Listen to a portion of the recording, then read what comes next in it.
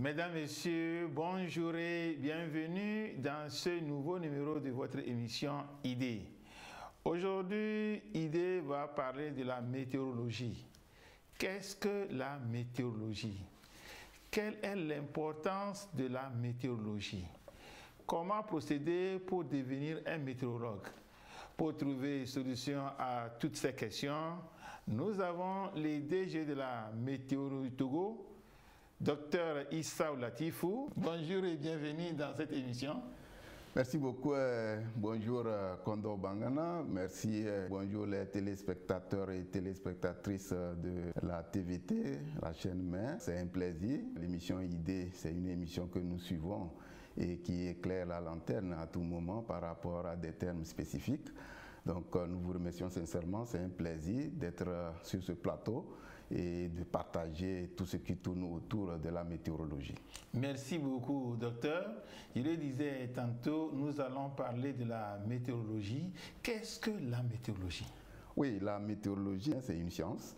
C'est une science qui étudie les phénomènes atmosphériques. Et quand on parle de phénomènes atmosphériques, cela concerne la basse couche de l'atmosphère.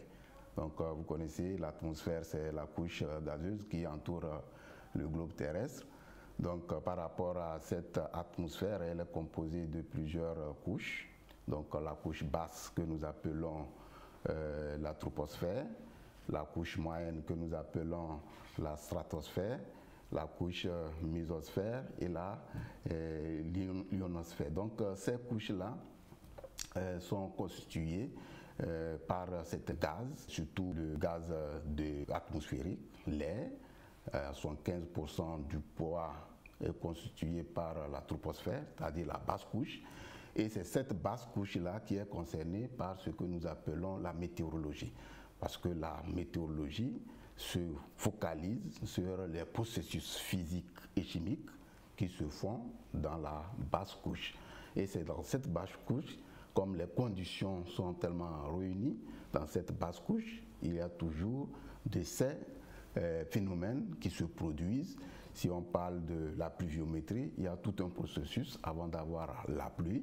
Quand on parle des vagues de chaleur, il y a tout un processus pour pouvoir avoir l'augmentation de la température et parler de vagues de chaleur. Donc tous ces phénomènes atmosphériques qui se passent dans cette basse couche-là sont concernés par la météorologie. Donc la météorologie, comme nous le disons, il y a plusieurs branches à ce niveau-là qui s'occupent de la météorologie. Donc on peut parler des branches agricoles, on peut parler de la branche transport, tout cela. Donc la météorologie intervient dans tous ces secteurs et donne des informations pour pouvoir permettre à ces secteurs-là de fonctionner d'une manière optimale. Donc en quelques mots très brefs, la météorologie, c'est cette science-là qui essaie de mesurer les phénomènes atmosphériques dans la basse couche de cette atmosphère-là. Si je comprends, c'est la météorologie que vous avez abrégée qui est devenue météo, c'est ça? Oui, météo, comme vous le savez, c'est une abréviation pour aller très vite dans l'appellation. Donc on parle de météo Togo, on parle de météo Bénin, météo Burkina, météo France, etc. Donc tout ce qui concerne cette science-là, c'est ça qu'on appelle météo. Et c'est une science passionnante, hein, il faut le dire. C'est très intéressant quand on vous explique les phénomènes naturels, comment ces phénomènes se passent dans la basse couche, comment ces phénomènes se produisent, comment ils prennent naissance, comment ils entraînent des impacts négatifs comme positifs. Donc c'est très passionnant quand on explique à un individu, à un commun du mortel. Donc, mais c'est une science très complexe. La complexité y est là, parce que la complexité se trouve surtout dans ce que nous appelons la prévision, c'est-à-dire connaître d'avance ce qui va se passer dans un jour, dans 2 jours, dans 3 jours. C'est très complexe avant de pouvoir dire si on va pouvoir avoir le phénomène qu'on est en train de prévoir ou pas. Oui, merci docteur Issaou. Et puisque vous avez dit c'est une science complexe, nous avons les parents qui nous suivent, nous avons les étudiants qui nous suivent. Si quelqu'un voudrait embrasser cette branche et sortir météorologue, quelle série doit-il embrasser? Nous souhaitons et puis nous encourageons surtout les parents, si l'enfant, peut-être en suivant régulièrement les émissions comme celle-ci, en suivant les prévisions, les bulletins prévisions météo que on balance chaque jour sur la chaîne mère TVT. Donc si l'enfant exprime son besoin de vraiment exercer ce métier au futur, donc il va falloir dès le bas âge être imprégné et puis s'intéresser aux matières scientifiques, les matières scientifiques telles que la mathématique, la physique, la chimie et surtout la SVT. Donc toutes ces matières-là scientifiques vont permettre à l'enfant de pouvoir avoir le background, de pouvoir avoir la capacité à la longue de pouvoir exceller dans nos écoles spécialisées qui forment les météorologues. Quand les étudiants viennent à nous pour des formations, pour des stages, d'abord nous regardons la couleur du bac. Est-ce que son bac c'est un bac scientifique? S'il a le bac scientifique, nous on est habilité à pouvoir le maintenir et voir s'il y a possibilité de bourse pour les envoyer au niveau de nos écoles spécialisées qui forment les météos. Donc là, on va pouvoir les envoyer. Mais quand un étudiant nous vient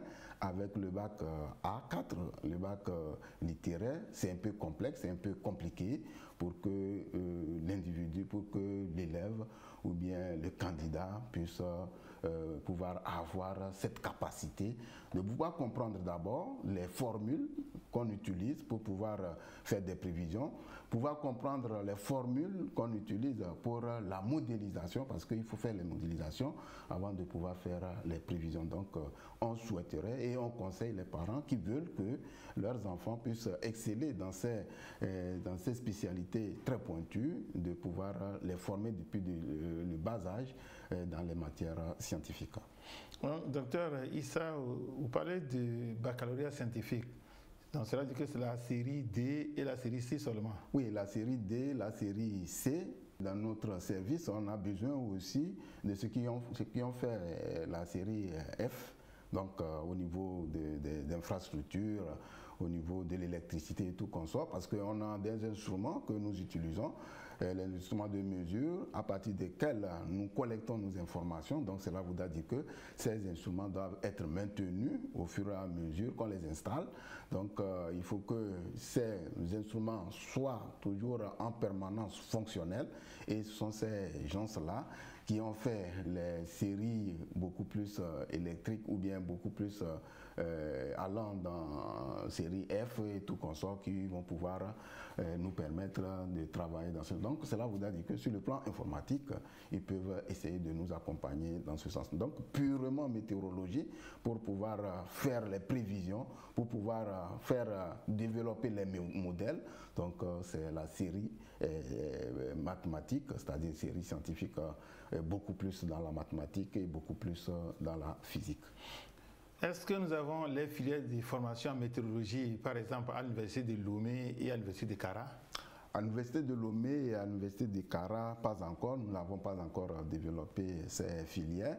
Donc nous sommes pour parler, nous sommes en discussion avec les responsables des deux universités pour voir comment est-ce qu'au niveau des différentes facultés ou bien des différentes écoles, on va pouvoir d'au moins injecter certains modules qui vont permettre à ce qu'au niveau national, on puisse former certains de nos étudiants. Parce que surtout, il y a certains étudiants qui s'intéressent beaucoup plus, mais n'ayant pas les moyens pour créer une école spécialisée au niveau de la météorologie, si avec les universités de Lomé et de Kara, on arrive à pouvoir avoir un créneau pour pouvoir développer certains modules, pour que nous, à notre niveau, il y a des experts qui vont pouvoir intervenir dans ces modules. À l'université de Lomé et de Kara aussi, il y a certains professeurs qui sont appelés, qui sont habilités à pouvoir développer ces modules et former les étudiants que nous allons employer sur le terrain. Donc, je pense que nous sommes en discussion, on verra à un moment. On avait entamé, surtout au niveau du montage d'un projet hydromètre, où on avait émis l'idée, on avait mûri vraiment cette idée avec l'université de Lomé. C'est que le projet n'a pas pris corps, c'est pourquoi, sinon on devrait avoir quand même une première filière, une option pour pouvoir accéder au métier de la météorologie. Oui, pour l'instant, en Afrique ou dans la sous-région, où est-ce qu'on peut trouver des universités spécialisées dans la formation météorologique? Oui, en Afrique, surtout en Afrique de l'Ouest, si nous prenons l'exemple du Nigeria, la plupart du temps, c'est au Nigeria que nous formons certains de nos étudiants dans les universités. Donc il y a des universités qui forment les étudiants du master jusqu'au doctorat. Il y a aussi le centre Wascal au niveau de Lomé ici qui essaie de former. Ce n'est pas la météorologie pure, mais ils essaient de former les étudiants en master et en doctorat, surtout en matière de changement climatique lié à d'autres sciences connexes. Donc là, on peut dire que voilà, au niveau national, en matière de changement climatique, il y a quelque chose qui se fait. Donc au niveau du Niger aussi, on a jusqu'à 3 écoles de formation qui essaient d'appuyer nos étudiants. Si nous prenons l'exemple de ACMAD, au niveau du Niger à Niamey, il y a aussi Agrimet, le centre régional Agrimet aussi qui forme au niveau de Niamey, et l'EAMAC au niveau du Niger aussi qui forment ces étudiants-là qui excellent et qui sortent. Et quand ils sortent, ils ont pour métier, soit c'est la météorologie, soit c'est l'aéronautique, c'est-à-dire l'aviation civile, pour être des contrôleurs d'avions, pour permettre aux pilotes, pour leur décollage et leur atterrissage, pour ce qui concerne les conditions météorologiques dans la basse couche dont je venais de parler. Parce que c'est la basse couche-là qui est beaucoup plus intéressante et qui, dans cette basse couche, il y a tous les phénomènes et qui peuvent créer des risques et qui peuvent entraîner des phénomènes néfastes sur un certain nombre de secteurs par rapport aux activités que produisent les êtres humains. Prenons l'ensemble de l'Afrique, il y a l'Afrique du Sud aussi qui beaucoup plus essaie de former, il y a l'Algérie, il y a le Maroc, qui forment aussi des étudiants. Donc la plupart de certains de nos étudiants avec lesquels nous travaillons actuellement ont été formés au niveau de l'Algérie, au niveau du Maroc et surtout au niveau de l'Afrique du Sud. Oui, docteur, parlant de l'option, et vous avez dit c'est les séries scientifiques. Voilà. Si un étudiant qui est sorti avec son bac A, oui, vous dit ou bien dit à ses parents météorologie ou rien. Oui. En tant que DG de la météorologie, qu'est-ce que vous avez à dire à cet étudiant? Oui, météorologie ou rien, bien sûr. Ce n'est pas qu'ils n'ont pas la capacité de pouvoir faire le travail sur le terrain. Ils peuvent le faire, même des fois même au même niveau que ceux qui ont fait la série scientifique.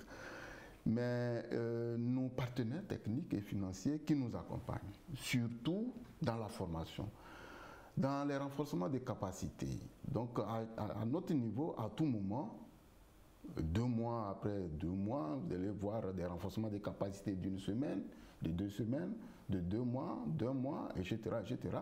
Mais ces partenaires qui nous accompagnent et qui financent ces renforcements des capacités ont des critères beaucoup plus clairs que sans cette base scientifique-là, vous ne pouvez pas être accompagné. Parce qu'ils se disent que voilà, dans le cursus, dans l'évolution de l'individu qui a passé par la série littéraire, ils n'ont pas eu un niveau de formation scientifique beaucoup plus accentué. Alors que ceux qui ont passé par la C, la D, ont eu à faire certaines formations beaucoup plus pointues en résolution de certains problèmes, en résolution de certaines équations inconnues comme tout cela. Donc cela voudra dire que ces étudiants-là sont habilités à pouvoir faire le travail le plus rapidement possible. Ce n'est pas celui qui finance, celui qui veut te faire former, qui va encore aller te faire le cours de base pour pouvoir accéder à ce que lui veut rapidement faire en 1 semaine, en 2 semaines. Donc voilà un peu ce qui coince. Donc il peut y avoir de ces accidents-là qui amènent nos étudiants, qui amènent ces éléments-là au niveau du service météorologique, mais à la longue, ils sont lésés. Ils sont lésés parce que vous allez voir, leurs collègues se déplacent régulièrement, presque chaque trimestre ou bien chaque année.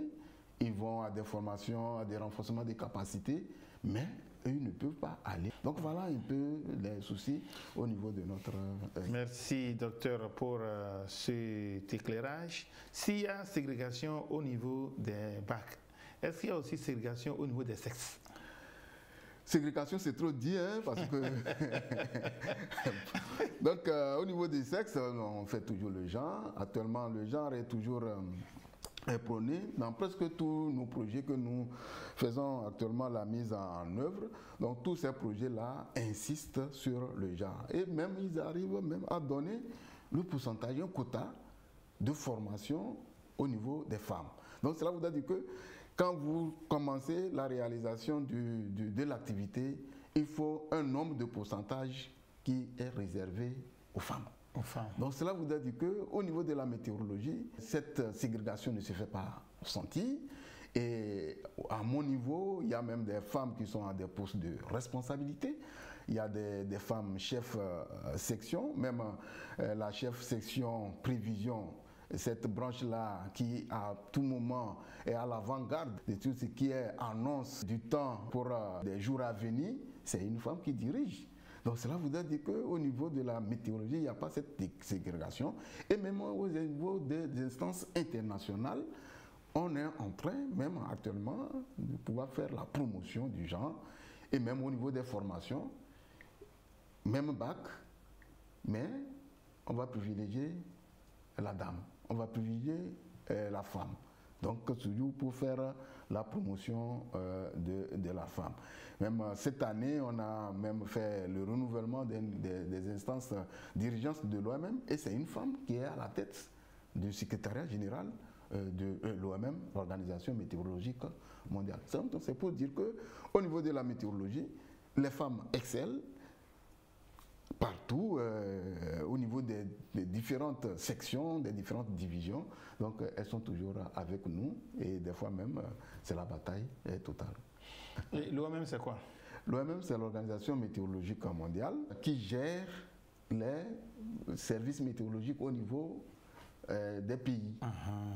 Donc tous les pays membres, les 195 pays membres qui siègent au niveau de l'OMM, c'est cette organisation-là qui gère ces services météorologiques. Donc c'est une organisation internationale qui est basée à Genève et qui essaie de donner des instructions, de donner des normes sur lesquelles les services météorologiques doivent travailler et à chaque temps, vous devrez essayer de prendre des résolutions, des décisions pour pouvoir permettre à ce que la météorologie fonctionne très bien. J'espère que mon pays, le Togo, fait partie de l'OMM.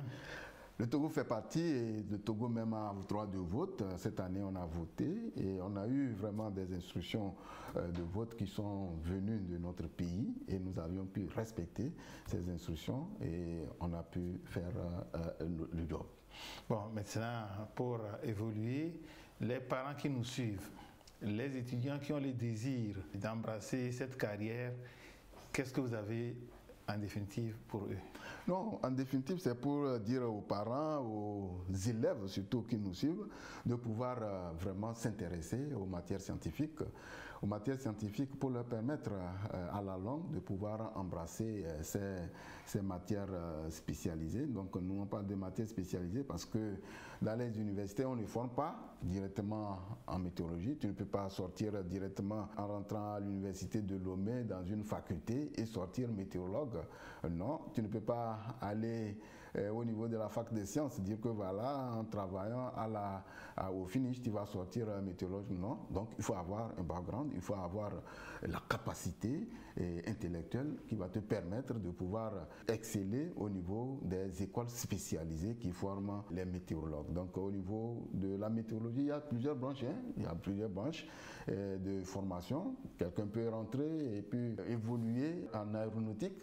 Quelqu'un peut rentrer, évoluer en tout ce qui concerne l'agrométéorologie. Quelqu'un peut rentrer et évoluer en climatologie et puis travailler pour pouvoir faire des prévisions numériques du temps, etc. etc. Donc, c'est pour dire à ces élèves, c'est pour dire aux parents de pouvoir orienter ces enfants, de pouvoir faire intéresser les enfants aux matières scientifiques pour que la tâche leur soit facile à la longue. J'espère qu'à travers cette émission ID, si les parents ou les étudiants vous contactaient pour les aider dans l'orientation de leurs enfants, le problème ne se poserait pas.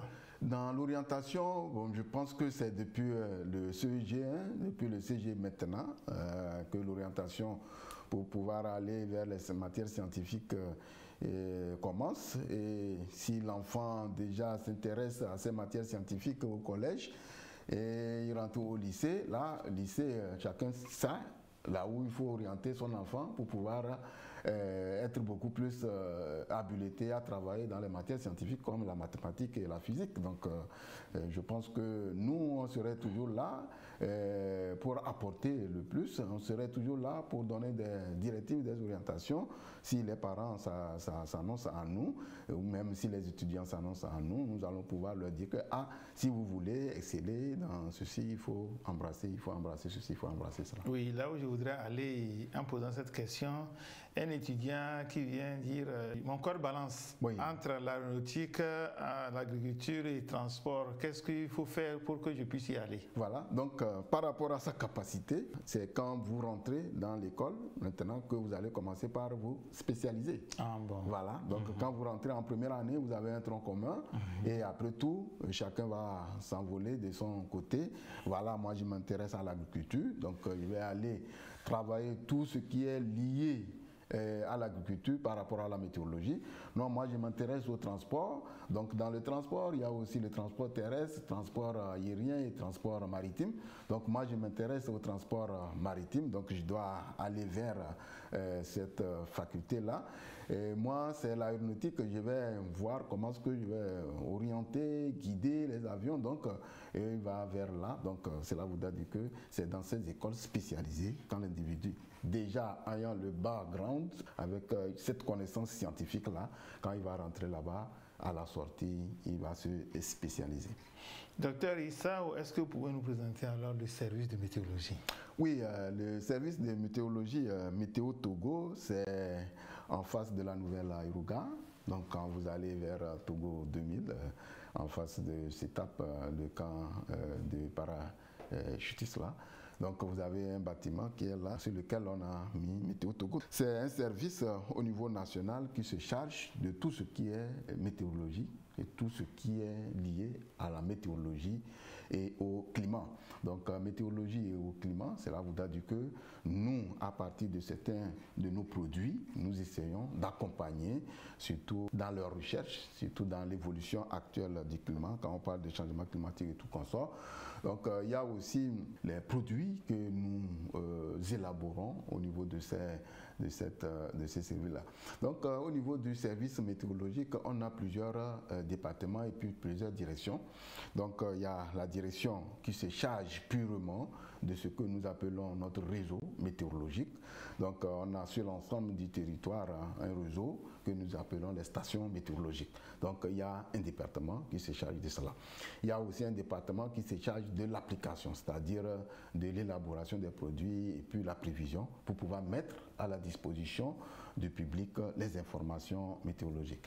Il y a aussi le département qui se charge de la maintenance de nos instruments de mesure. Donc ce service-là est constitué de ces différents départements et nous travaillons sur l'ensemble du pays, sur toute l'étendue du territoire. Nous avions des démembrements, on a des centres dans lesquels les collègues, les collaborateurs travaillent 24 heures sur 24, 7 sur 7.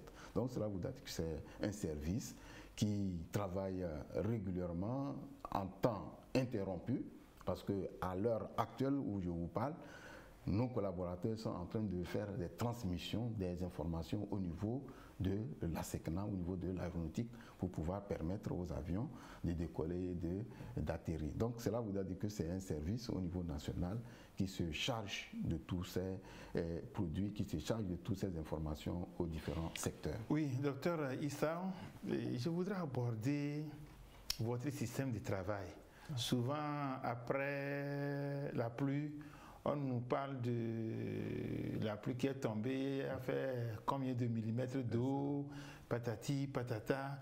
Comment vous arrivez à prendre toutes ces données et à les communiquer? Ensuite, il fera chaud, il fera frais, le temps nuageux, patati patata. Comment vous lisez? Ou bien vous êtes des clairvoyants? Non, on n'est pas des clairvoyants. Bon, c'est une anecdote. Ils disent que certains même disent que voilà, le DG sort devant sa porte, il dit il va pleuvoir la soirée, il va pleuvoir la matinée. Non, ce n'est pas ça. On a des instruments de mesure et ce sont ces instruments de mesure-là qui nous permettent de pouvoir donner des informations par rapport aux différents paramètres.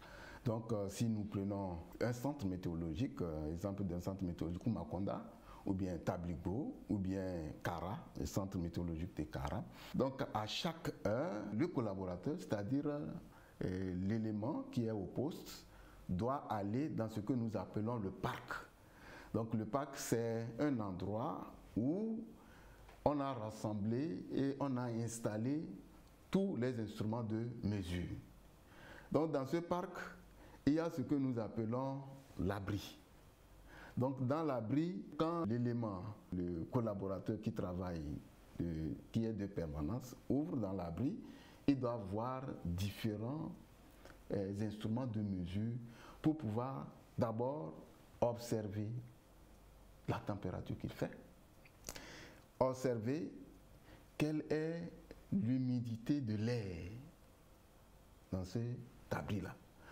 En dehors de ça, on a ce que nous appelons le poste pluvio. Donc c'est un instrument, le poste pluvio, qui permet de mesurer la quantité de pluie tombée. Donc la quantité de pluie tombée, si une pluie tombe, après tout, il essaie de mesurer. Des fois, il mesure, il regarde, il lit directement, parce que c'est un verre gradué dans lequel l'eau va être récupérée et il va voir le niveau de l'eau. Et il le lit en même temps. Il y a aussi un pluvio que nous appelons les pluvios classiques. Et ces pluvios classiques-là, il y a un verre et il y a un seau. Et quand il pleut, dans le seau recueille l'eau. Et maintenant, l'observateur qui, au poste, il renverse, c'est-à-dire il déverse l'eau dans le verre gradué et il lit le niveau de l'eau. Donc c'est ça que nous appelons les millimètres. Donc 1 millimètre d'eau, cela voudra dire que c'est 1 litre d'eau qu'on peut récupérer sur 1 mètre carré. En dehors de la pluviométrie, il y a aussi ce que nous appelons l'augmentation de la température, c'est-à-dire le thermomètre. Donc un thermomètre permet de mesurer l'évolution de la température dans une zone bien déterminée.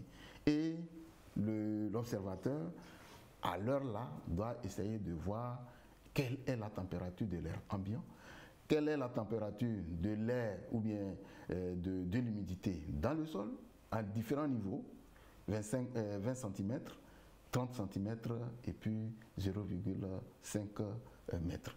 Donc voilà ces éléments-là. En dehors de ça, il faut aussi voir dans ce parc-là, c'est-à-dire dans l'enceinte où on a installé nos instruments de mesure, il y a aussi ce que nous appelons le bac A, le bac classe A, qui permet de pouvoir mesurer l'évaporation d'un lac ou bien d'une superficie laissée à l'air libre.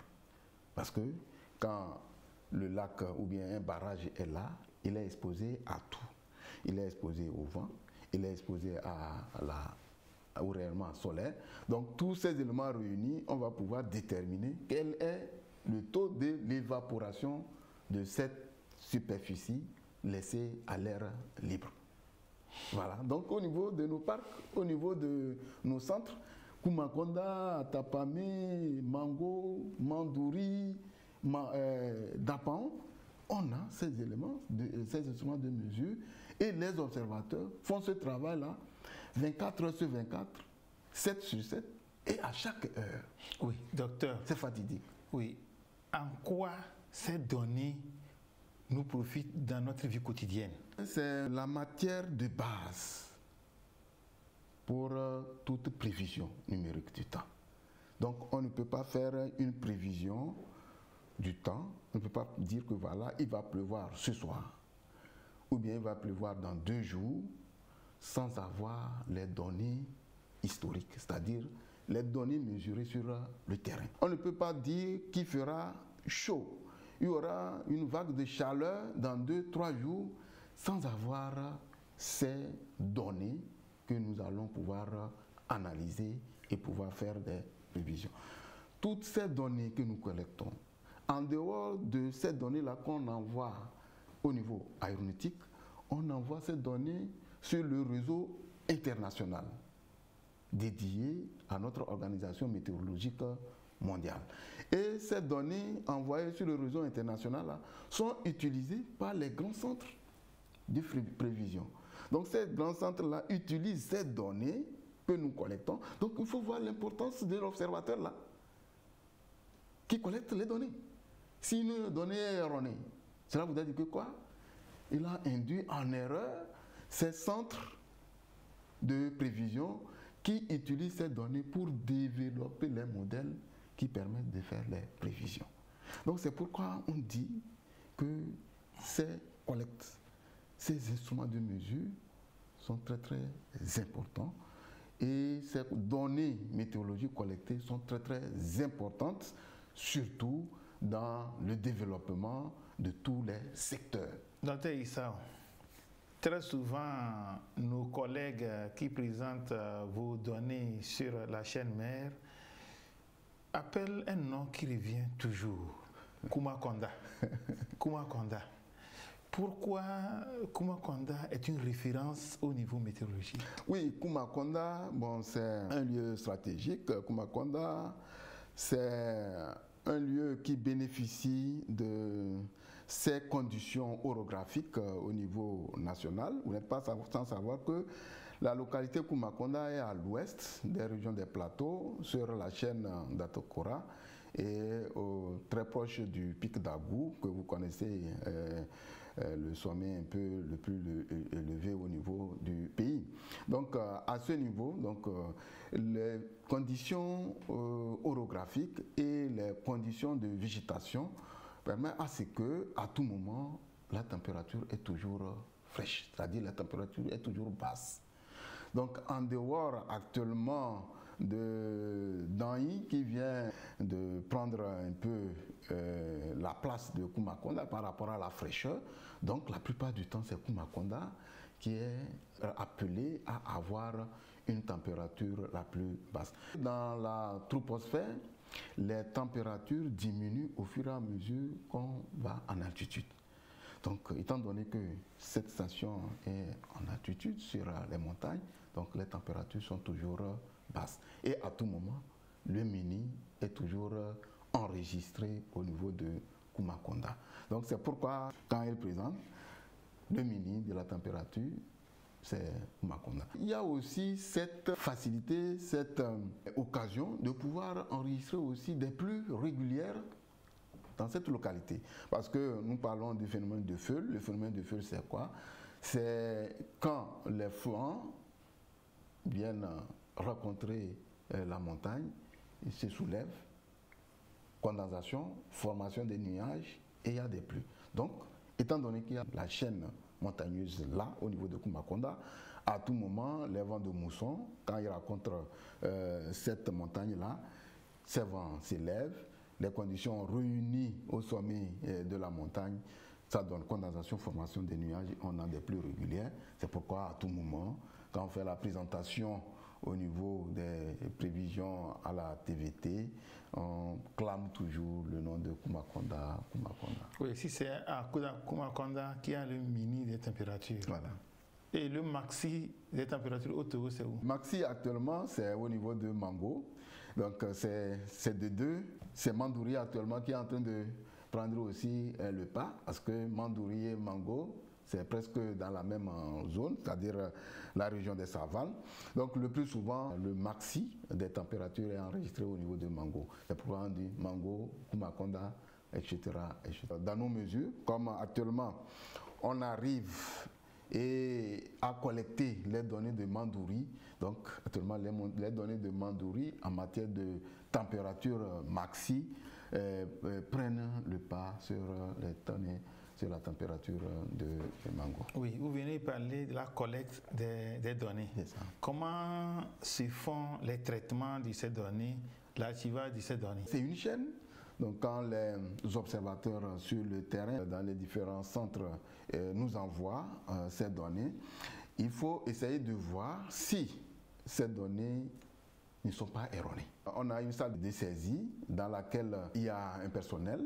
Ce personnel-là est appelé à pouvoir faire rentrer ces données collectées d'une manière brute par les observateurs dans certains de nos outils, c'est-à-dire nos logiciels, pour pouvoir essayer de faire le contrôle qualité de ces données.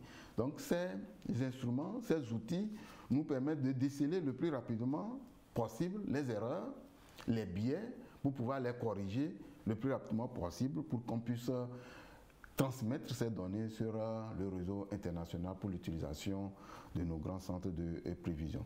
Donc à ce niveau, nous disons que voilà, ces outils sont là, ces outils nous permettent de réduire les erreurs et après le contrôle qualité, on les met dans un endroit sûr parce que c'est un bien public. Il va falloir conserver ces données-là et c'est ça que nous appelons l'archivage.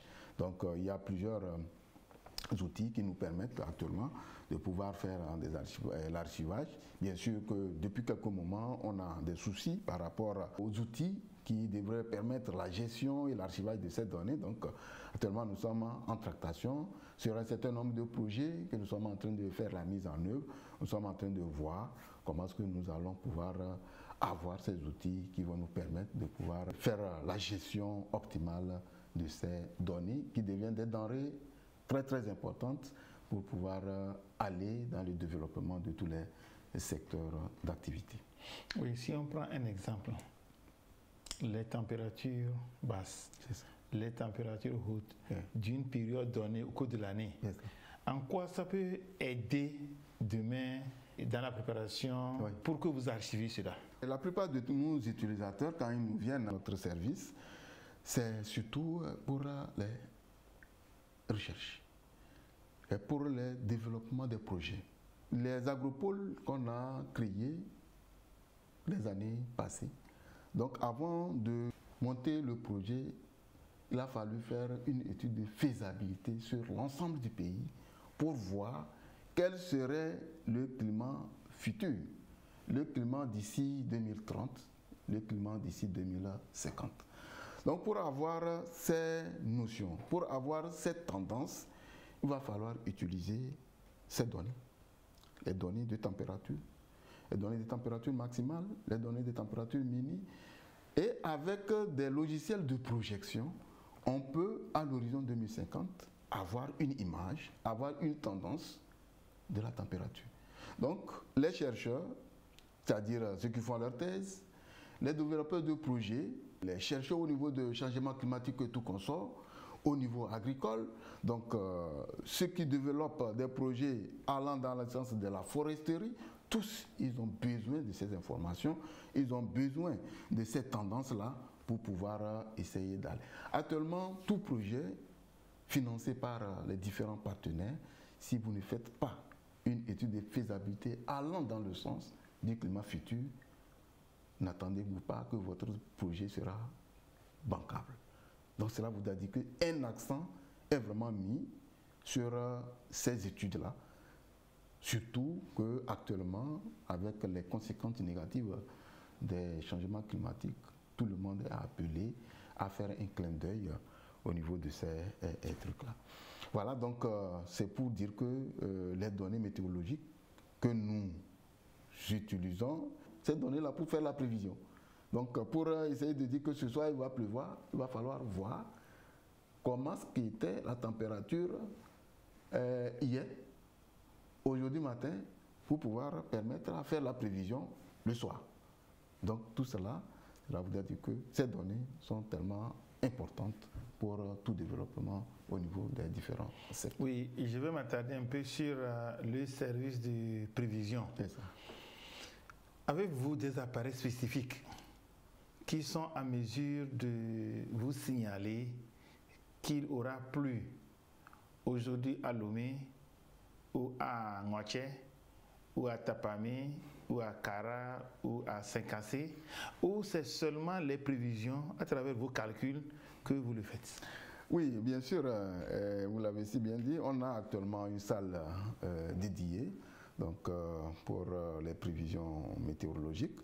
Donc dans cette salle, quand vous allez, vous devrez voir un ensemble de machines et des écrans sur lesquels nous projetons tous les produits que nous élaborons. Donc cela voudrait dire qu'on a des outils, on a des modèles sur lesquels nous nous basons pour pouvoir faire la prévision. Et ces outils nous sont octroyés sur un certain nombre de projets et par rapport aux efforts de l'État où on a acquis un certain nombre des outils qui nous permettent de pouvoir aller creuser, travailler et essayer de pouvoir faire des prévisions qui permettent de nous donner une idée. Donc, on a des satellites et ces satellites nous envoient des informations.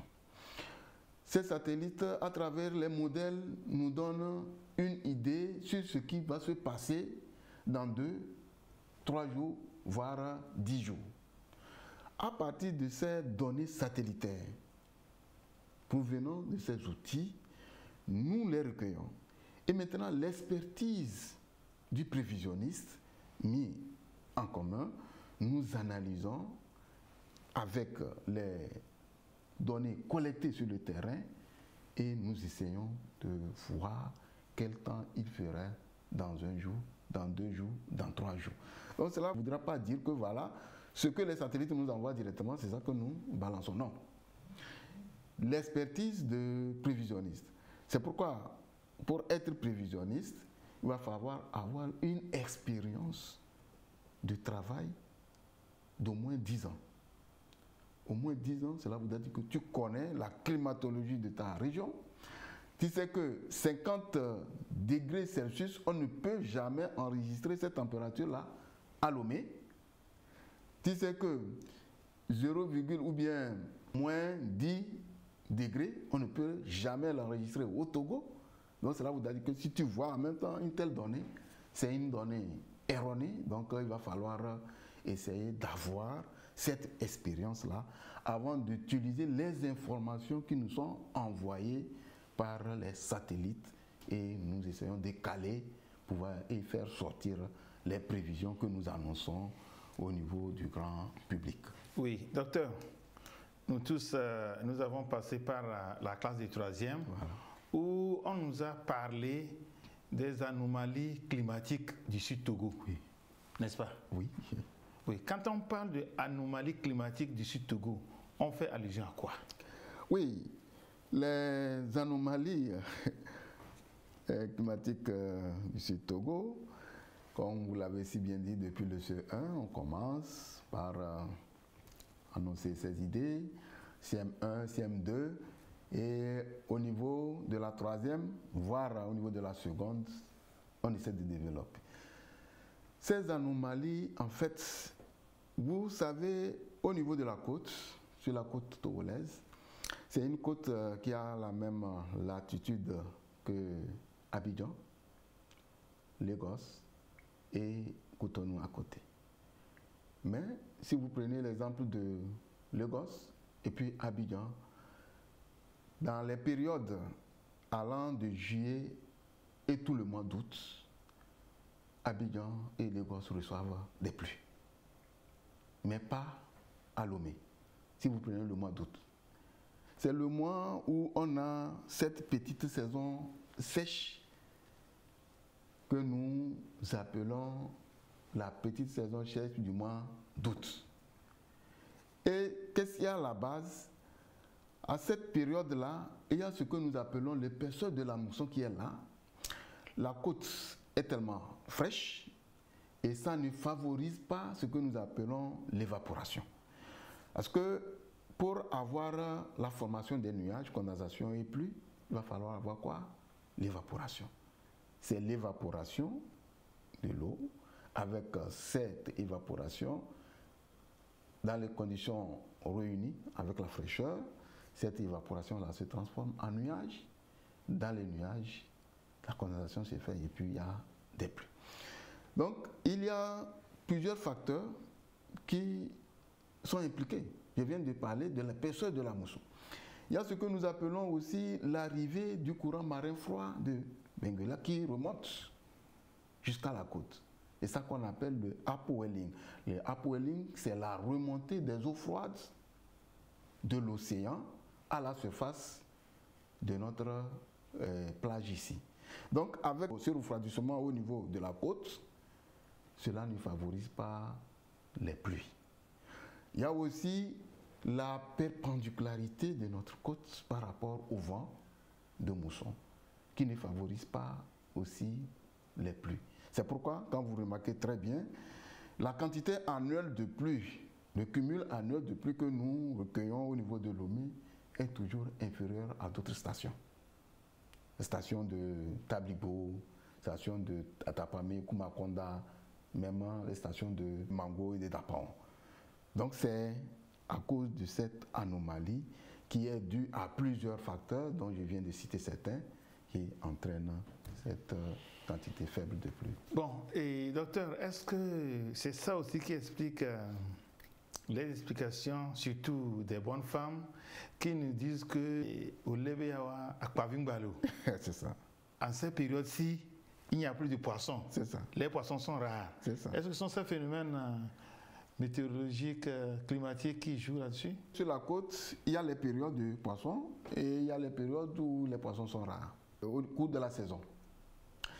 En dehors de ça, il y a aussi la surexploitation de la faune maritime. Il y a ça aussi qui compte. Mais par rapport à la venue saisonnière des poissons, cela est lié à ce que je viens de citer. C'est que quand il y a la remontée des eaux froides de l'océan, cette remontée fait venir à la surface des planctons. Ces planctons sont des éléments nutritifs pour les poissons. Et à cette période d'août, juillet-août, il y a l'affluence des poissons sur la côte togolaise. Et à cette période, les femmes sont contentes et puis les pêcheurs aussi sont contents. Donc à cette période. Mais par rapport à la crise ou bien à l'insuffisance ou bien la diminution de la population de poissons au niveau de l'océan, là il faut encore voir ailleurs par rapport à la surexploitation de ces et surtout des outils que les pêcheurs utilisent. Ah, voilà. Dans une dizaine de minutes, nous allons devoir remettre l'antenne à la régie pour la suite des programmes de la télévision togolaise, mais on ne peut pas effleurer l'importance de la météorologie au niveau aéronautique, au niveau agricole et au niveau transport. Je commence par l'aéronautique. Oui, au niveau aéronautique, si les services météorologiques sont au niveau du ministère des Transports aériens et ferroviaires, ce n'est pas anodin, ce n'est pas pour rien. Presque 60 à 70% de nos produits sont destinés à l'aéronautique. Donc, surtout les données. Donc, pour qu'un pilote puisse prendre la route, puisse décoller, il va falloir avoir les informations météo. Donc, ce sont ces informations météo-là qui vont lui permettre de décoller. Après le décollage, le trajet qu'il doit emprunter. Sur ce trajet, il va falloir l'indiquer, les vents en altitude. Quelles sont leurs directions, quelles sont leurs forces. Et cela va permettre à ce que le pilote puisse se déplacer sans inquiétude, sans pouvoir rencontrer ce que nous appelons dans notre jargon les CB, c'est-à-dire les nuages cumulonimbus. Ces nuages cumulonimbus sont des nuages qui sont chargés d'électricité. Un avion qui lui-même est déjà chargé d'électricité et qui rentre dans un nuage chargé d'électricité, cela va donner quoi? Ce sont des crashs. Donc, le météo est toujours à l'avant-garde. Et il suit le trajet de ce pilote-là qui a quitté pour pouvoir l'indiquer que à ce niveau, il ne faut pas passer parce qu'il y a ce nuage dangereux qui est encore là. Donc cela veut dire que vous êtes des collaborateurs immédiats des pilotes? Des collaborateurs directs. Ah bon? Très immédiats, donc comme vous venez de le dire. Et c'est pourquoi le service météo est très très important. Quand on annonce un temps mauvais, l'avion est cloué au sol, il se déplace. Quand il veut descendre, il veut atterrir, on lui dit que le temps mauvais sur l'aéroport de Lomé, il doit chercher un aéroport de dégagement, c'est-à-dire un aéroport sur lequel il va aller atterrir avant que le phénomène naturel ne passe avant de revenir à sa destination. Donc cela voudrait dire que sur le plan aéronautique, on travaille 24 heures sur 24, 7 sur 7. Il ne faut pas confondre les services météo, qui est actuellement, nous saluons la vision du chef de l'État pour la modernisation surtout des services techniques. Depuis novembre dernier, notre direction générale a été transformée en agence pour lui permettre de pouvoir fonctionner à plein temps et de pouvoir avoir les moyens pour pouvoir donner sur tous ces produits-là aux différents secteurs. Donc cela voudrait dire qu'à tout moment, nous travaillons avec la SECNA qui est une autre institution, une autre agence internationale. C'est pour dire qu'il y a une forte implication de la météorologie au niveau aéronautique. En dehors de la nautique, il y a le transport maritime. Au niveau du transport maritime, vous n'êtes pas sans savoir que les vents au large de la mer sont tellement violents et à tout moment, il faut donner des informations par rapport à la direction, par rapport à la vitesse de ces vents-là au capitaine des bateaux pour pouvoir essayer de faire leur voyage sans inquiétude. Il y a une forte implication de la météo pour pouvoir donner des informations aux utilisateurs et surtout aux acteurs qui sont impliqués dans les activités portuaires. Si nous prenons l'exemple de l'agriculture, à chaque saison hivernale, à chaque saison des pluies, la météo est attendue pour les prévisions saisonnières. Donc les prévisions saisonnières, c'est pour donner la tendance de la saison, pour permettre à cet agriculteur-là, qui est situé au plus fin fond de notre pays, Djarpanga, Mandouri, Gando, quelque part là-bas, pour que cet agriculteur-là puisse prendre des dispositions et gagner sa campagne agricole. Donc, on a les indices que nous les donnons, c'est-à-dire les indices de début de pluie, les indices de la tendance, c'est-à-dire le cumul, et même donner des conseils aux variétés même qu'il faut pouvoir utiliser. Donc on a une branche carrément réservée à la météo agricole. Donc il y a la météo qui s'intéresse aussi au transport routier, pour que le chauffeur puisse quitter sa gare routière pour sa destination future. Il va savoir en cours de route, c'est ça que nous appelons météo route, en cours de route, est-ce qu'il y a la probabilité de rencontrer le brouillard. Quand le brouillard est tellement épais, cela voudrait dire que ça diminue énormément ce que nous appelons la visibilité et ça peut créer des accidents. Il y a aussi les fortes pluies, quand la piste ou bien la route est tellement glissante, avec la présence de l'eau, ça peut entraîner des accidents. Donc, météo-route, la météorologie intervient beaucoup plus aussi dans le transport terrestre. Il y a le tourisme, il y a les événementiels et surtout les chercheurs dans les secteurs de la recherche. Notre organisation météorologique mondiale a mis un accent vraiment là-dessus surtout les partenariats avec les institutions de recherche. Donc la météo est un service qui est transversal au niveau de tous les secteurs. Merci, docteur Issaou. Et la régie nous fait déjà signe. Mais avant de nous quitter, si on vous posait la question de savoir si l'émission ID vous faisait un deuxième appel demain, que direz-vous? Avec plaisir. Avant de nous quitter, votre dernier message. Nous remercions sincèrement les responsables de la télévision togolaise et nous vous remercions M. Kondo Bangana par rapport à cette invitation qui nous a vraiment permis de pouvoir éclairer un tout petit peu tout ce qui se trouve comme point sombre derrière la météorologie, et nous invitons le grand public, nous invitons les partenaires, nous invitons le commun du mortel de prendre l'importance de l'information météorologique dans toute activité que vous voulez entreprendre. Voilà. Merci, cher invité, Dr Issaou, pour avoir fait ce déplacement à la télévision togolaise pour nous aider à comprendre ce que c'est que la météo et son importance dans la vie de tous les jours. Chers téléspectateurs, une fois encore, merci pour votre fidélité à cette émission ID.